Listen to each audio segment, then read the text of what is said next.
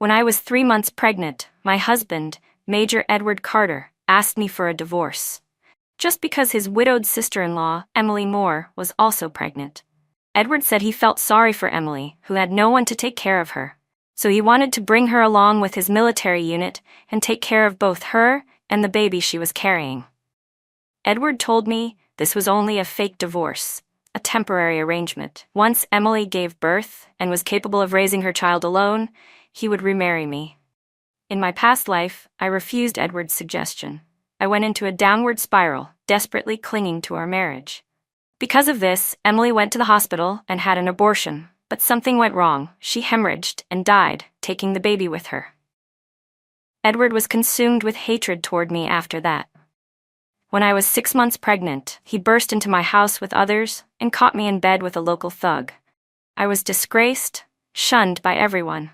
Edward succeeded in divorcing me and had me sent away for labor reform. Those days in the camp were unimaginably brutal. At 8 months pregnant, due to exhaustion and overwork, I went into labor early. It was a difficult birth, and both my baby and I died on that labor farm.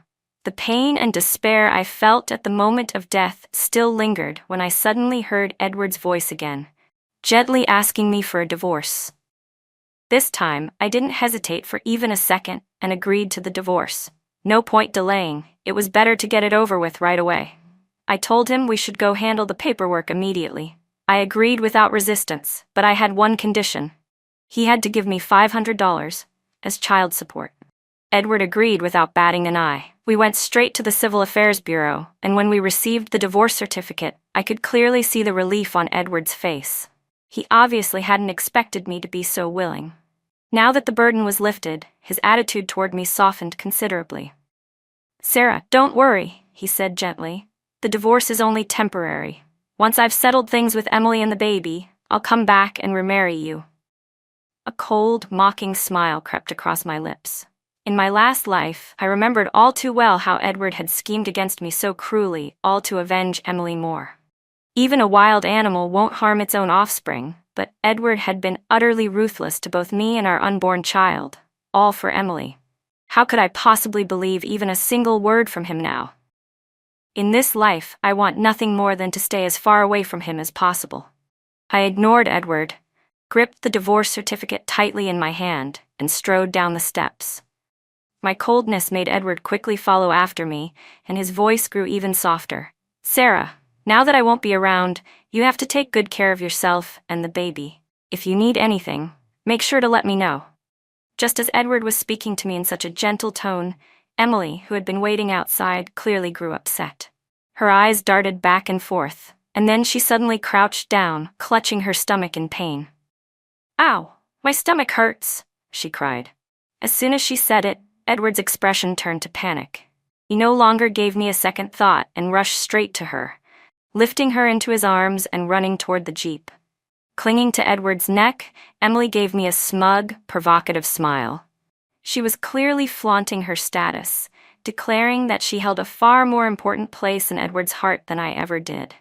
In my past life, I never realized just how deeply Edward cared about Emily. When he brought up divorce and said he wanted to take her with him to give birth while stationed with the military, I refused no matter what. Edward didn't truly know what kind of person Emily was, but I did. I had lived with her day and night. She was pretty and loved to dress up, always surrounded by men who admired her. Even before marrying Edward's younger brother, David Carter, she had plenty of suitors. And even after their wedding, men still constantly fawned over her. Back then, whenever David wasn't home, I often saw Emily sneaking strange men into the house. So after David died, when Edward said he wanted to take care of Emily and her unborn baby, I warned him. The child in her belly probably wasn't David's. It could have been someone else's. But Edward didn't believe me. He scolded me for making baseless accusations and tarnishing Emily's reputation. I felt deeply wronged. Why wouldn't he believe me, even though I was telling the truth? Only later did I learn the devastating truth. One of Emily's lovers was Edward himself. That shameless man had been having an affair with her all along. He treated the baby she was carrying as if it were his own. Of course, he wanted to give her a title and an explanation. In my past life, I was blind, unable to see the truth, and ended up destroying myself. But this time, I chose to let go and step aside. I want to see with my own eyes how Edward Carter and Emily Moore will meet their deserved end. It took me 2 full hours to walk home from the Civil Affairs Bureau. As I neared my house, I saw a man lurking suspiciously around my front door, peeking and glancing around nervously. One look was all I needed. I recognized him instantly. It was Sam Tucker, the same thug I'd been caught in bed with by Edward in my past life. Why the hell was that bastard standing outside my house? What was he planning to do? In my previous life, I'd seen Sam Tucker and Emily Moore sneaking around more than once late at night. I even suspected for a time that the child in Emily's belly belonged to Sam. I'd told Edward Carter about it, but he hadn't believed a word I said. After Emily's miscarriage and massive blood loss that led to her death, Sam had come to me, furious, vowing that I'd pay with my own blood. Not long after, Edward caught me and Sam in bed together. The two of them, Sam Tucker and Edward Carter, had set me up as revenge for Emily. Those two bastards were madly devoted to her in their own twisted ways. I sometimes wondered if Sam and Edward knew about each other's relationship with Emily. Normally, guys like that wouldn't have a clue. I let out a cold smile. If they ever found out they were both just part of Emily Moore's harem, I wondered what kind of faces they'd make. As I was thinking about it, Sam walked briskly toward me, grinning from ear to ear. "Hey, sis-in-law, where'd you just come back from?" I scoffed. "Where else would I be coming from? Divorce court." When he saw the divorce certificate in my hand, his eyes lit up with excitement. "You really divorced Edward?" "Yeah," I said casually. "Edward wants to take care of the baby in Emily's belly. He forced me into the divorce. Thinks I don't see right through him, but I know exactly what kind of game he's playing." Sam blinked. "What do you mean?" "What do I mean?" I sneered. "Edward and that tramp Emily are having an affair." Sam looked stunned. I didn't stop there. And Emily isn't just sleeping with Edward. There's also Zach from the power plant, Kevin from the transit depot, and Lucas from the machine factory. I ticked them off on my fingers one by one. That slut's got skills. 7 or 8 guys out there, and no one even knows who the father of her bastard child really is. Sam had looked so thrilled when he saw my divorce certificate, but the second I started naming Emily's other flings, his face turned pale. He'd always believed he was Emily's one and only. He thought the baby she was carrying was his. Sam might have been decent looking, but he was lazy and penniless. When Emily got pregnant, he couldn't support her. So he'd made a plan with her, trick Edward into thinking the baby was his, and let him take responsibility. Sam had believed Emily marrying Edward was all part of that plan, to get someone else to raise his child. Now that he realized Edward and Emily's relationship wasn't so clean-cut, how could he not be angry? In our last life, both Sam and Edward blamed me for Emily's death and plotted together to destroy me. But in this life, I want these filthy traitors to turn on each other, to tear each other apart. Sam, humiliated and furious, stormed off. I returned to the house, still smirking. Now that I was divorced from Edward, it was time to plan for my future. And first things first, the baby had to go. There was no way I was going to carry Edward Carter's child. Neither he nor Emily Moore were decent human beings. They were a pair of conniving, heartless scum. To avoid ending up like I did in the last life, I had to act first. Back in my room, I opened my trunk, took out all the cash I had saved, several hundred yuan, and stitched it into the lining of my clothes. Just as I finished, Edward returned with Emily draped all over him like she had no bones in her body, moaning pathetically. When she saw me coming out of my room, she actually reached out and clung to Edward. "I can't walk. Help me back to my room," she whimpered. Edward didn't even try to hide it anymore. Right in front of me, he scooped her up and carried her into her room. Moments later, her sweet little giggles floated out through the walls, lasting for quite a while. Eventually, Edward finally emerged. Without a trace of shame, he looked at me and said, "Emily's anemic. She needs some serious nourishment. Go buy a chicken and make her some soup." From the day I married Edward Carter, I never used a single cent of his money. Every penny he earned went to support his mother and younger brother. I used to think it was out of filial piety and kindness, but now I knew better. He didn't care about me at all. He just saw me as free labor, a maid for his family. In my last life, I didn't realize how malicious Edward really was until it was too late. But not this time. If he thinks he can keep using me, he's dreaming. I looked him straight in the eyes and calmly held out my hand. Fine, give me the money, and I'll go buy the chicken for Emily. Edward was so used to bossing me around without offering anything in return, he didn't even flinch. He expected me to work for free. Always had. Not anymore. The moment I opened my mouth to ask Edward Carter for money, his face turned sour. Can't you just cover it first? He snapped. I don't have any money, I replied. What about your salary? It's all gone. I stared at him and reminded him slowly, sentence by sentence. I've been married to you for 3 years. Not once have you given me a single cent. I don't eat or spend on myself, and your mother comes by every few days asking for money, for medicine, for food. Do I look like I can magically make money appear? Where am I supposed to get money from? I kept my eyes on Edward as I spoke, calmly and firmly. You promised me $500 in child support when we divorced. Give it to me, now. Edward's expression twisted. I don't have that much right now. You're going back on your word? I asked coldly. You want to take care of Emily more. I've already stepped aside and given you that chance. But you can't just be heartless. I'm carrying your child. You owe me that money, and you need to hand it over right now. I didn't have to finish the rest of the threat. He knew exactly what I meant. If word got out that he and Emily had been sneaking around behind everyone's back, it wouldn't be a small scandal. He wanted to protect his position, his reputation, and his shot at a prosperous future. That meant he needed to keep me quiet. Grudgingly, Edward handed over the $500, then stormed off to the market to buy a chicken. The second Emily found out he gave me that hush money, she stopped pretending to be frail and weak.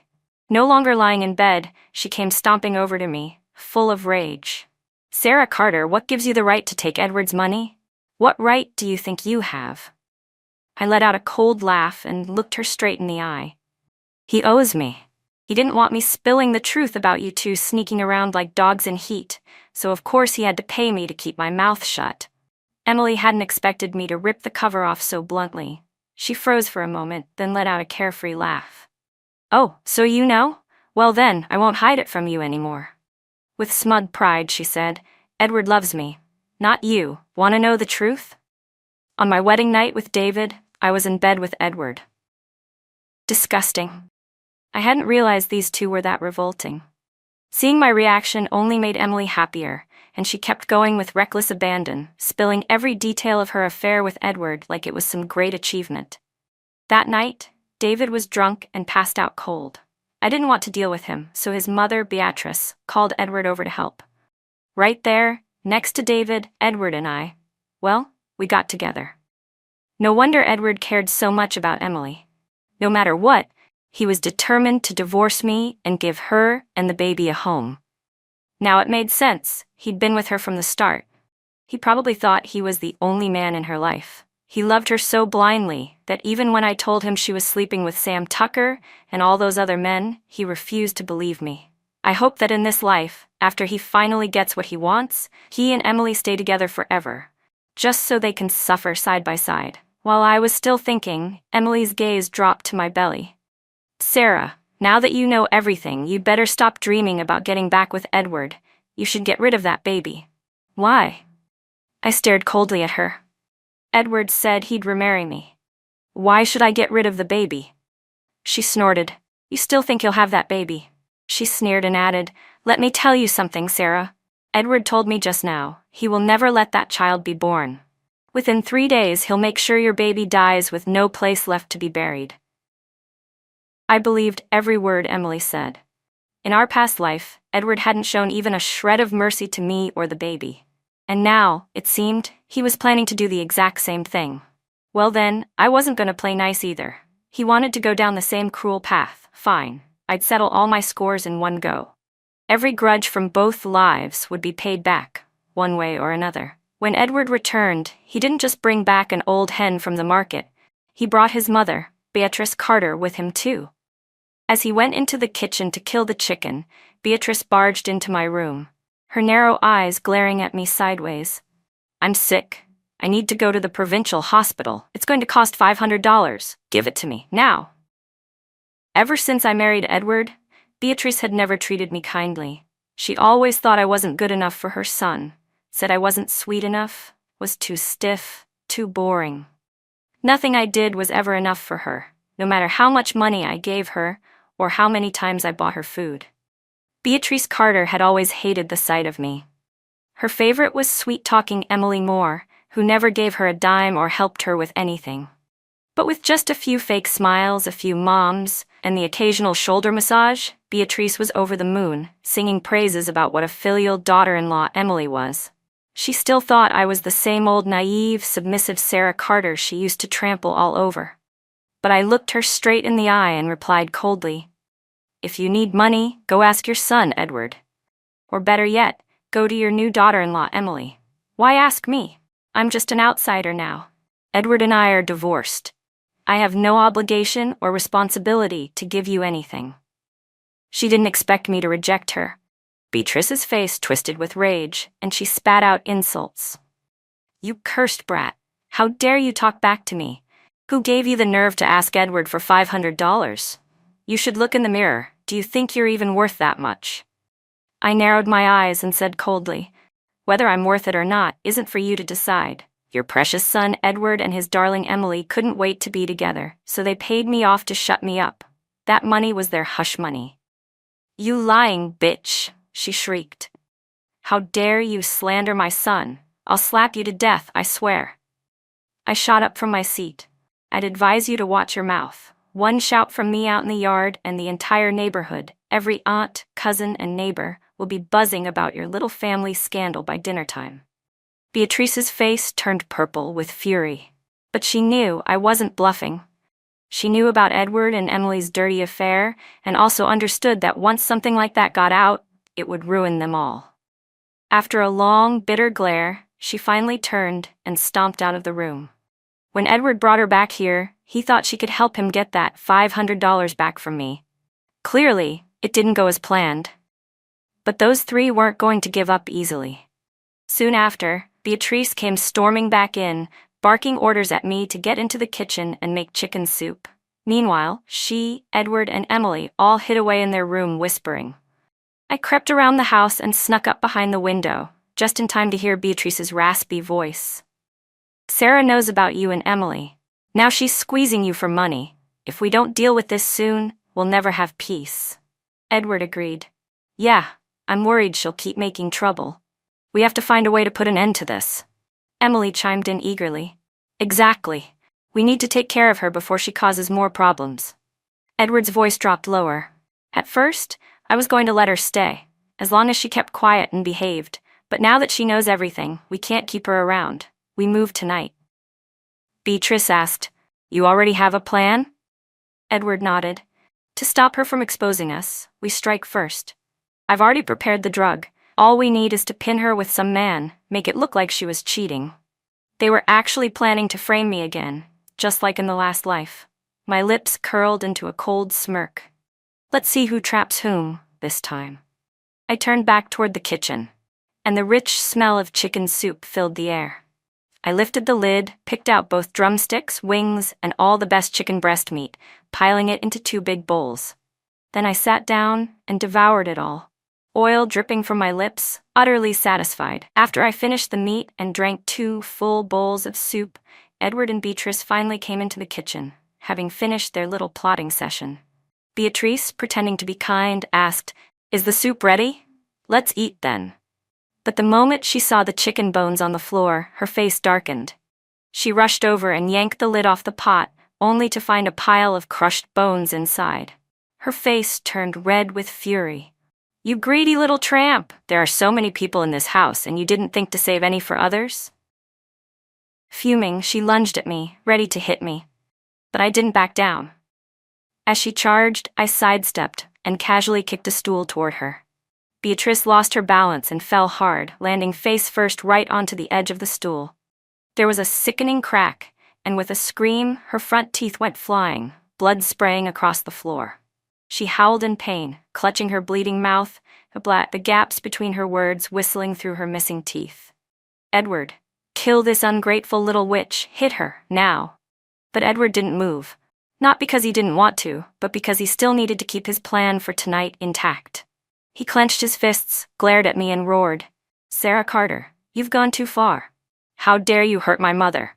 If anything happens to her, don't blame me for what happens next." He shouted, then helped Beatrice out of the kitchen.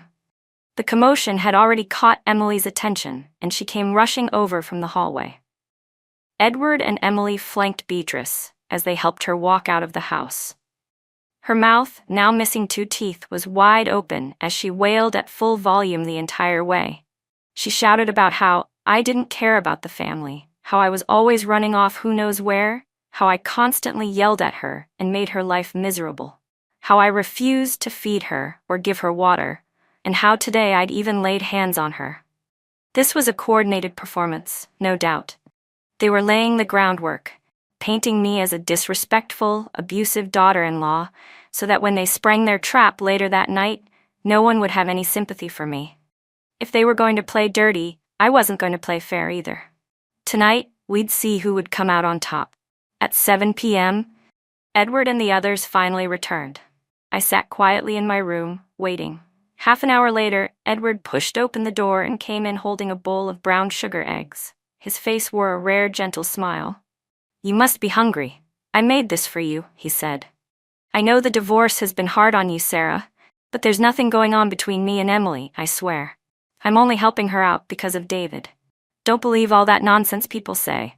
And my mom, well, that's just how she is. Don't take it to heart." If this were the Sarah Carter from my previous life, those words would have moved me to tears. I would have been overwhelmed with emotion, but I had already died once. I stared coldly at Edward. "No one told me about your affair with Emily. She told me herself. Said the 2 of you were screwing around right next to David on your wedding night." Edward's face froze. He hadn't expected Emily to reveal something so intimate. He quickly forced a smile and tried to cover it up. "She's lying. You can't believe her. I'm not that kind of man." "Why would she lie?" I asked. "Why would anyone say something so filthy about themselves unless it were true? She even said the baby in her belly is yours." "That's impossible," Edward stammered. "I'll go ask her right now." Afraid I'd say something worse, Edward quickly shoved the bowl into my hands. "Sarah, eat the eggs first, then I'll bring Emily here and we'll explain everything together." So he needed to see me eat the drugged brown sugar eggs before he could rest easy. Fine. I took the bowl and without hesitation, ate every bite right in front of him. Edward visibly relaxed. He picked up the empty bowl and spoon, smiled, and told me gently, "Get some rest. Lie down for a bit." I obeyed, took off my slippers, and lay in bed. As he left the room, I saw a smug little grin tug at the corner of his lips. He closed the door quietly behind him. Half an hour later, a shadowy figure crept up and gently pushed open my slightly ajar bedroom door. About 15 minutes after that, Beatrice snuck over and pressed her ear to my door, listening carefully. When she heard the squeak of the bed springs under a heavy weight, her face lit up with a triumphant grin. She turned and ran, her feet barely touching the ground, cursing me under her breath. "You little slut, think you're clever? Tonight's your death sentence."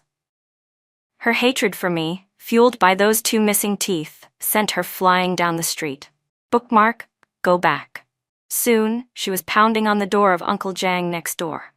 "Uncle Jang, Emily's stomach is acting up. Edward's not home. He had to leave for something urgent. Could you and Auntie help me get her to the hospital?" Uncle Jang readily agreed, but Beatrice didn't stop there. Aunt Jang, worried about it being dark and not having enough help, used the excuse to call over 4 or 5 other neighbors as well.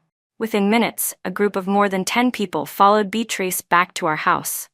But she didn't lead them to Emily. Instead, she turned toward my room. She pounded on the door.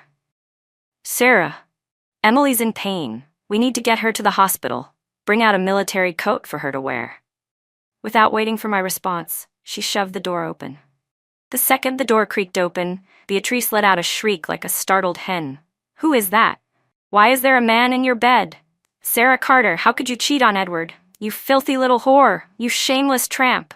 She screamed as she rushed over and yanked the blanket off the bed, expecting to uncover a naked man under the covers. But when the blanket was pulled back, There was no man. In fact, I wasn't even there. Beatrice froze, completely speechless. Behind her, Aunt Zhang, Granny Lu, and Madame Zhao had all been eager to watch the scandal unfold. But when they saw that the only thing under the blanket was a large stuffed suitcase, they exchanged puzzled glances. One by one, they asked, "Did you just say Sarah was cheating? Did we hear that right?" Beatrice stood there, stunned, unable to explain what had just happened. After all, she had personally let the man in. Or so she thought.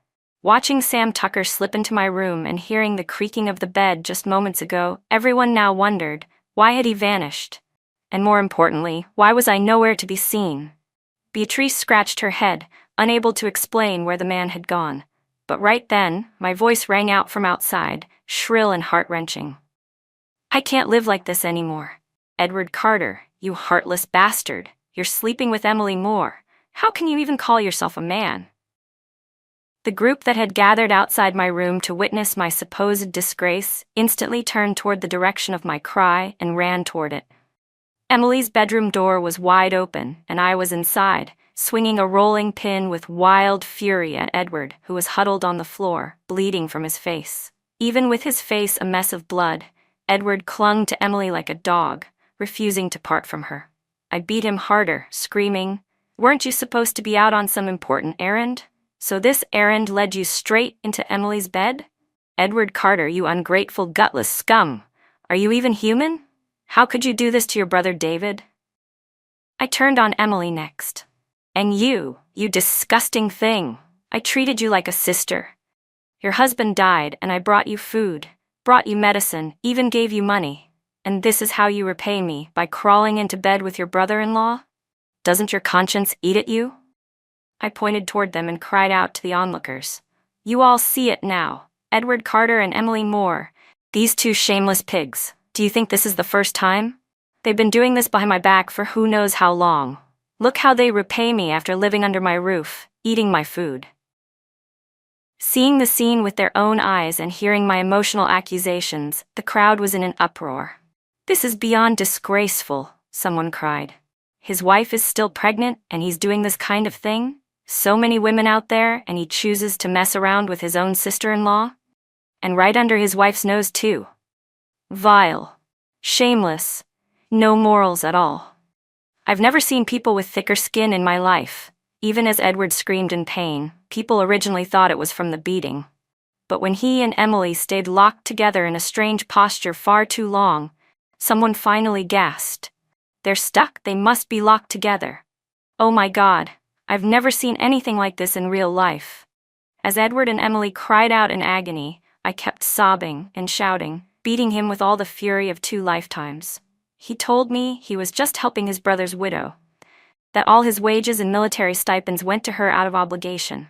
He said he was going to take her with him on deployment, but promised he'd come back and remarry me once the baby was born. And I, stupid, naive me, I believed him. I glanced at Emily's belly and shouted, "David has only been dead for 3 months. But this baby has been in there for 2. Don't tell me it's not Edward's child." "Of course it's his," someone muttered. "No way it's not. He doesn't even care for his own wife and baby, but he's jumping at the chance to take care of another woman's? I'd bet my life that kid is his." Poor David. He hasn't even been gone long. His bones must still be cold in the ground, and these two are already doing this? Honestly, I wouldn't be surprised if they were the reason David died. Affairs like this, they end in blood. More and more people started speaking up, pointing fingers, whispering accusations. Even the ones Beatrice had rounded up to shame me were now throwing all their scorn on Edward and Emily. Beatrice was frantic, running around like a headless chicken. She screamed herself hoarse, trying to shoo people away, but no one listened. After all the trouble she went through to bring them here, how could they walk away from a spectacle this juicy? Not only did her crowd refuse to leave, but new neighbors kept streaming in, drawn by the noise and gossip. The Carter home had never been this packed. People were shoulder to shoulder, spilling into every inch of space. Even so, Edward still refused to let go of Emily. Seeing them cling together without a shred of shame, the murmurs of the crowd turned into an outcry that could be heard for blocks. It was over. Beatrice knew the situation had spiraled out of control. But when she saw Edward's body covered in bruises and blood, she finally snapped. Screaming like a lunatic, she lunged at me, trying to stop me. "Enough! Stop it now," I said. "Stop." But of course, I didn't stop. Not after everything they'd done. Not now. The hatred I'd carried across 2 lifetimes surged up inside me as I used every ounce of strength to keep pounding on Edward. Seeing his son covered in blood, Beatrice panicked and rushed at me, shoving me violently. Exhausted, I let out a cry of pain and collapsed to the ground, clutching my belly. My baby," I screamed. Neighbors scrambled to help. Seeing the blood, they quickly carried me to the hospital. Of course, there was no saving the child. I had already taken abortion pills in advance. From the moment I returned to life, I never intended to keep this child. What happened that night, the whole scene, was a setup by Edward and his family. But it was also the battlefield I had meticulously planned in return. The moment I overheard Edward planning to use the same cruel trick against me that he had in our past life, I knew exactly what I had to do. I deliberately ate the best parts of the chicken, the drumsticks, the breast meat, knowing it would provoke Beatrice. In this house, I was never the one who got to enjoy anything good. It was always Edward, Emily, and Beatrice who got the best of everything. I knew Beatrice would blow up the second she saw I'd eaten all the best parts. I needed to provoke her, give her a little punishment, just enough to set the stage for my revenge. And it worked. She lost her temper, came at me, and ended up knocking out 2 of her own teeth. Perfect. Edward, seizing the opportunity, put on a big show. He and Emily helped Beatrice out while loudly accusing me, making sure everyone in the neighborhood heard. It was all part of their plan to ruin my reputation, so that when they carried out the rest of their scheme that night, no one would question it. But that timing? That was exactly what I was waiting for. The moment Edward and Emily took Beatrice to the clinic, I slipped into Emily's room and crouched beneath the window. I watched as Edward handed the drug he planned to use on me to Emily, who placed it in the nightstand drawer. Once they were gone, I switched the drug with a fake and moved on to phase 1 of my plan, targeting Emily. Since she got pregnant, Edward had been treating her like a precious treasure. Every night, he'd mix up powdered milk for her to drink. I opened the milk can and stirred in the real drug, the one Edward had meant for me. I knew she'd drink it that night, and when she did, there'd be a little surprise waiting for her, and for Edward too. After mixing the powder into the milk, I placed the decoy back in the drawer, then gathered a few bricks and returned to my room to wait. Later, after the 3 of them returned from the clinic and finalized their plans, Edward unknowingly used the fake drug and mixed it into a bowl of sweet egg soup for me.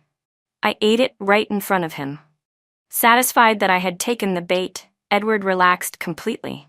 He believed the drug was already taking effect and planned to leave for a while to avoid suspicion, just like he did in our past life. He'd return once the scene was discovered. But when he went to say goodbye to Emily, she seduced him. After drinking the tainted milk, she couldn't control herself, and Edward, never one to resist temptation, figured he'd enjoy himself for a bit before sneaking out the window when Beatrice brought people over. What he didn't expect was that everything had changed. I was already prepared. When Sam Tucker snuck into my room, I was waiting with a brick in hand. As soon as he got close, I slammed it into his head. He collapsed without a sound. I hated him. He was their accomplice. I smashed another brick into his lower body, again and again. I made sure he'd never lay hands on anyone again, not in this life. When I heard Beatrice sneaking over to eavesdrop, I deliberately made the bed creak, tricking her into thinking their plan had succeeded. As soon as she ran off to gather people, I dragged Sam's unconscious body out of my room and dumped it by the outhouse. After that, I quickly returned to Emily's room. Edward and Emily were already deep into their twisted little session. Maybe even heaven couldn't bear to watch them anymore, because just as I burst in with the rolling pin, Emily's body went rigid with panic and accidentally locked herself to Edward. They were still tangled together, frozen in shame, when the crowd burst in behind me.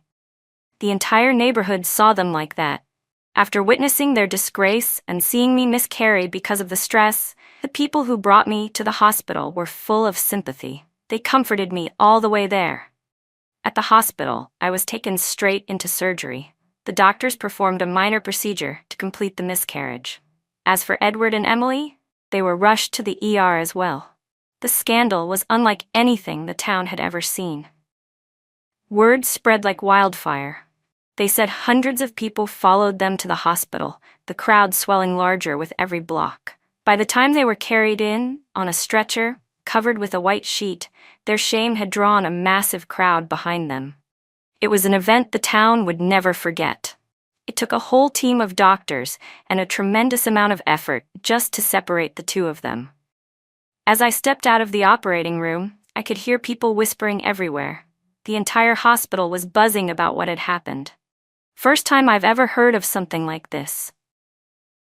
My God, it's true. They were completely exposed. No kidding, and it wasn't just anyone, it was the older brother-in-law and the widowed sister-in-law. I live right next door to them. That guy's some military officer, always strutting around like he's better than everyone else. Who would have guessed he's actually a disgusting predator in private? I heard the baby in that woman's belly isn't even from her dead husband. It's his. Of course it is. Everyone knows Emily Moore's reputation around here. She's been with so many men, no way that baby belongs to that poor dead guy. Yeah, and isn't it always like they say? Affairs lead to murder. What if the younger brother was killed by those two monsters? Could be. I mean, people are saying the mother Beatrice knew about the whole thing too. She's no good either, trying to frame her pregnant daughter-in-law?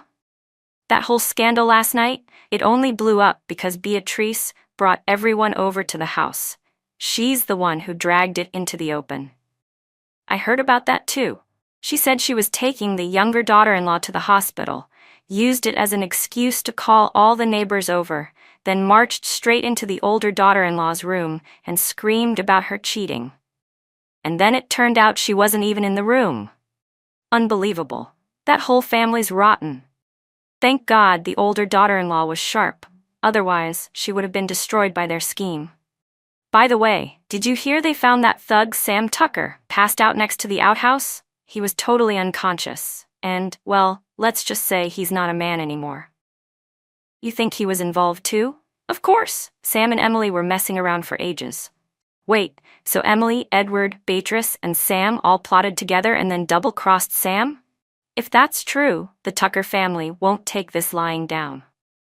As I listened to all the gossip, I couldn't help but smile. Without even resting, I went straight to a phone and dialed the military's complaint hotline. I reported Edward Carter for inappropriate conduct, moral corruption, and violating military discipline. The officer on the other end assured me they would immediately investigate. Only then did I return to my hospital room to rest. I knew with everything that happened last night, the scandal, the crowd, the spectacle, there was no way Edward could cover it up, but I didn't expect a surprise on top of everything else. Auntie Zhang, one of our neighbors, came by to visit and delivered a piece of news I hadn't anticipated. Sarah, Edward just came out of surgery and got beaten up again. My heart leapt, but I kept my face calm. Really? Who hit him? Who else? The Tuckers, of course. Sam's family. They showed up at the hospital and beat the crap out of him, right there in the ward. Broke 3 of his ribs and even busted 1 of his eyes. And why? I asked, feigning innocence. Auntie Zhang sighed and looked at me like I was still a naive little girl. Oh, you poor thing. You've been sold out and still help count the money for the ones who betrayed you. You're lucky the heavens are watching over you. She leaned in and told me the whole story. Sam's family said that last night, Emily went to him and said you were giving her trouble. She told him to go take revenge for her, told him to sneak into your room and rape you. But Sam never came back. This morning they found him unconscious by your outhouse, completely wrecked. They rushed him to the hospital and barely saved him, but well, he's a ruined man now. Can't ever be with a woman again. When he woke up, he spilled everything to his family. How he and Emily had been involved, how she told him the baby was his, and how she'd been pulling his strings all along. That Emily, she's even filthier than we thought. Not just sleeping with Edward, but using Sam too. So last night, she used Sam as a weapon against you, got him to sneak into your room to assault you. but someone knocked him out cold the moment he stepped in. Sarah, was it you who did it? Of course not, I replied without hesitation. Last night, after I ate the sweet egg soup Edward brought me, I had to use the bathroom constantly. You know how it is. Pregnant women need to pee all the time. Auntie Zhang nodded quickly. Oh yes, when I was pregnant, I was in the bathroom every 10 minutes. I continued, and on my way back from the restroom, I passed by Emily's room. That's when I heard strange noises. I thought, her husband's dead, who could be in there with her? So I listened closer, and that's when I heard Edward's voice. I was furious. I grabbed a rolling pin and barged in to catch them red-handed. So that's what really happened, Auntie Zhang said, shaking her head. You're lucky. Really lucky. Sam Tucker was lured by Emily Moore to frame you, but the one who knocked him out must have been Edward. You're pregnant. How could you have had that kind of strength? She looked at me with genuine sympathy, completely convinced by my story. Sam's family, after hearing his account, was certain it had been Edward and Emily who had set him up. And the Tuckers?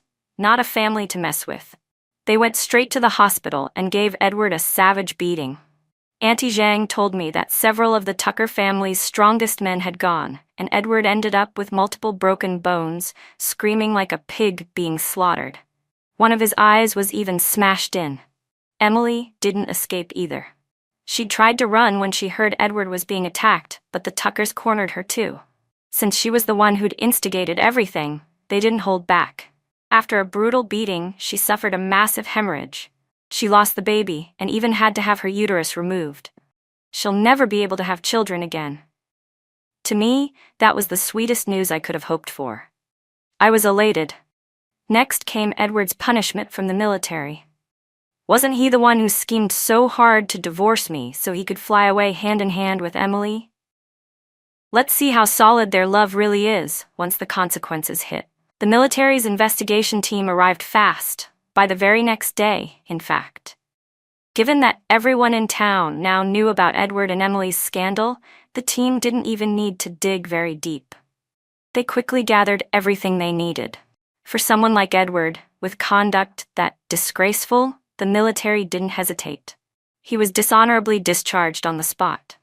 I heard that when he woke up in the hospital and found out what had happened, he let out a miserable wail, then passed out again.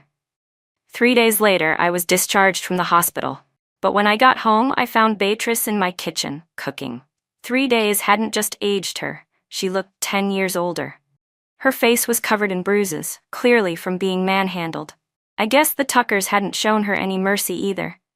When she saw me come in, she stood up and pointed a trembling finger at me, snarling, "You black-hearted, ungrateful little tramp. You dare come back here? Just wait and see what I do to you." She'd been stewing in her rage for days, and now she was looking to take it out on me. There was no way I was letting her have that satisfaction. I grabbed her by the hair and smacked her across the face, without hesitation. She let out a piercing scream as I yanked her hair and dragged her across the kitchen, tossing her out the front door like the trash she was. "This is my house," I shouted. "If you ever dare step foot in here again, I'll beat you every single time." Beatrice stumbled away with a face swollen and blood dripping from her nose and mouth. She shrieked that she was going to call the police. Fine by me. When the police arrived, I calmly showed them the divorce certificate between me and Edward. I also told them the house had been left to me by my parents. It had nothing to do with Edward or Beatrice, with Edward's scandal now known far and wide. The police already knew I was the real victim. They sympathized with me, gave Beatrice a stern talking to, and told her to get out and stay out. Beatrice, humiliated and bruised, had no choice but to leave with her tail between her legs.